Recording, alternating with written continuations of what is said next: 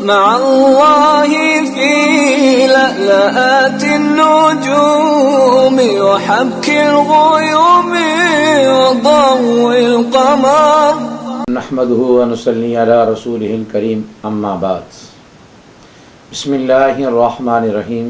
معزز خواتین و حضرات، میں آپ کی خدمت میں حاضر ہوں پروگرام سنہری باتوں کے ساتھ۔ اس پروگرام میں ہم نماز کے بنیادی مسائل کو بیان کر رہے ہیں۔ ان میں ہم نے سب سے پہلے نماز کی شرائط کو بیان کیا ہے، اور نماز سے پہلے 7 چیزیں شرط تھیں۔ ان 7 میں سے آج ہم آخری اور 7ویں چیز کو بیان کریں گے، وہ ہے کہ جہاں آدمی نماز پڑھتا ہے اس جگہ کا پاک ہونا۔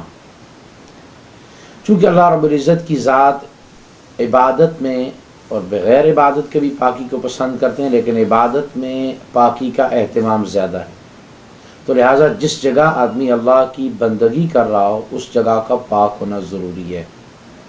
عام طور پر جس جگہ عبادت آدمی کرتا ہے وہ مسجد ہوتی ہے۔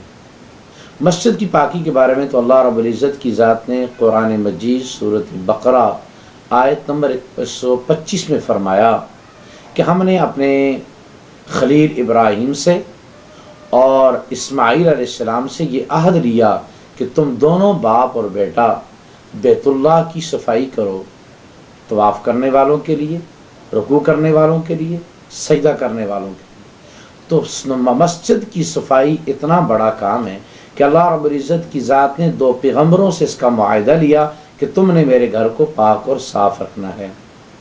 امی عائشہ رضی اللہ تعالی عنہا فرماتی ہیں کہ نبی علیہ السلام نے حکم دیا ہے کہ بھئی مسجدیں بناؤ اور ان کو صاف اور ستھرا رکھو۔ مسجدوں کی صفائی اتنی اہتمام والی چیز ہے کہ حضرت علی رضی اللہ تعالی عنہ کوفہ کی مسجد کی صفائی اپنا کرتا اتار کے کیا کرتے تھے۔ تو مسجد کی جس جگہ آدمی نماز پڑھ رہا اس جگہ کا پاک ہونا ضروری ہے، خواہ وہ مسجد ہو یا گھر ہو یا کہیں بھی ہو، جس جگہ آدمی نماز پڑھ رہا ہے اس جگہ کا پاک ہونا ضروری ہے۔ اب بسا اوقات ایسا ہوتا ہے کہ جگہ ناپاک ہوتی ہے، آدمی اس پر کوئی کپڑا بچھا کے نماز پڑھ لیتا ہے۔ تو کپڑا بچھا کے نماز پڑھنا جائز ہے، لیکن صورت یہ ہے کہ وہ جو کپڑا ہم نے بچھایا ہے وہ اتنا موٹا ہونا چاہیے کہ نیچے کی سطح اس سے نظر نہ آئے، تو تب جا کے اس پہ نماز پڑھنی جائز ہے۔ لیکن کچھ مقام ایسے ہیں کہ جن مقام پر نماز تو ہر جگہ جو بھی پاک جگہ اس کی پڑھنی جائز ہے۔ نبی کریم صلی اللہ علیہ وسلم نے فرمایا اللہ رب العزت کی ذات نے مجھے کچھ امتیازی وصف عطا کیے ہیں تمام نبیوں کے مقابلے میں۔ ان میں سے ایک چیز یہ بھی ہے کہ اللہ تبارک و تعالیٰ نے میرے لیے میری اور میری امت کے لیے ساری زمین کو مسجد بنا دیا ہے۔ آدمی مسجد کے علاوہ بھی ہر جگہ نماز ادا کر سکتا ہے۔ پہلی امتوں میں اور امت محمد میں یہی فرق ہے کہ پہلی امتوں کے لیے عبادت مسجد میں لازم تھی، لیکن اس امت کے لیے عبادت مسجد میں لازم نہیں ہے۔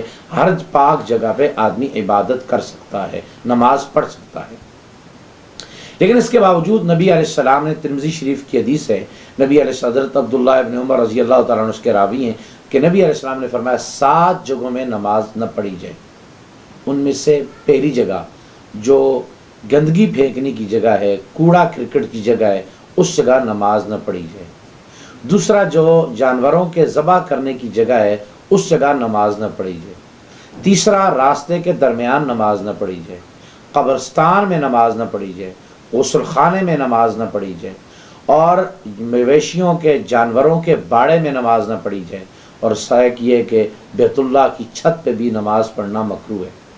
6 جگہوں پر تو نماز اس لیے پڑھنی مکروہ ہے کہ یہ جگہیں گندگی کی ہیں عموماً، اور بیت اللہ جو ہے اس کی عظمت کی بنیاد پر اس کی چھت پر نماز پڑھنا مکروہ ہے۔ 7 کا تعلق وہ ناپاک جگہوں سے ہے، 6 کا تعلق ناپاک جگہوں سے ہے، اور 7ویں کا تعلق عظمت کے ساتھ ہے کہ بیت اللہ کی چھت پہ نماز نہ پڑھی جائے، کیونکہ بیت اللہ کا احترام ملوز خاطر رکھا جائے اور اس کی دائیں بائیں نماز پڑھی جائے۔ بیت اللہ کی چھت پہ نماز پڑھنا مکروہ ہے۔ یہ نبی کریم صلی اللہ علیہ وسلم نے ترمذی میں حضرت عبداللہ ابن عمر رضی اللہ عنہ سے روایت ہے، رسول خدا نے ان 7 مقام کو بیان فرمایا ہے۔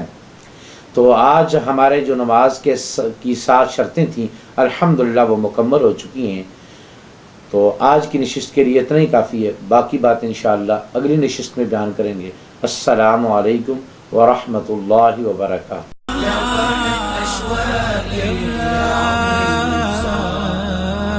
ينسى قلبي كل أيام الصعب.